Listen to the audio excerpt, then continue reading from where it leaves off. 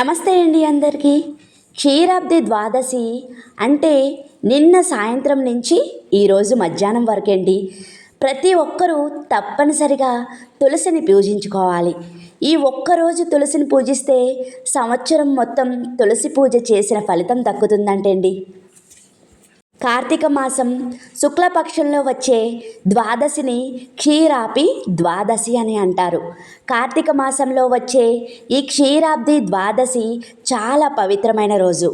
కార్తీక మాసం పూజలు చేసేవాళ్ళు ఈ ద్వాదశి రోజున ఖచ్చితంగా ఇంట్లో తులసి నారాయణుల పూజ చేసుకోవాలంటండి.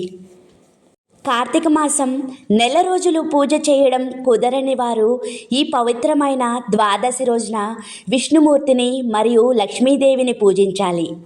ఎందుకంటే ఈ పవిత్రమైన ద్వాదశి నాడు తులసి విష్ణుమూర్తుల వివాహం జరిగిందని, సంపదకు దేవత అయిన శ్రీ మహాలక్ష్మిని శ్రీ మహావిష్ణువు వివాహం చేసుకున్న రోజున క్షీరాబ్ది ద్వాదశి అని అంటారు. కాబట్టి ఈ రోజున చేసే పూజలు లక్ష్మీనారాయణ అనుగ్రహంతో మీ కుటుంబానికి విపరీతమైన ధనయోగం సిద్ధిస్తుంది. ఏకాదశి రోజున యోగ నిద్ర నుంచి మేల్కొన్న శ్రీ మహావిష్ణువు బృందావనానికి వెళ్ళి లక్ష్మీదేవిని వివాహం చేసుకుంటారంట. ఈరోజు లక్ష్మీనారాయణ కలిసి భూలోకానికి వస్తారట. కాబట్టి పవిత్రమైన ద్వాదశి నాడు విష్ణు స్వరూపమైన ఉసిరి చెట్టుకు, అలాగే మహాలక్ష్మిగా భావించే తులసికి కళ్యాణం జరిపిస్తారు.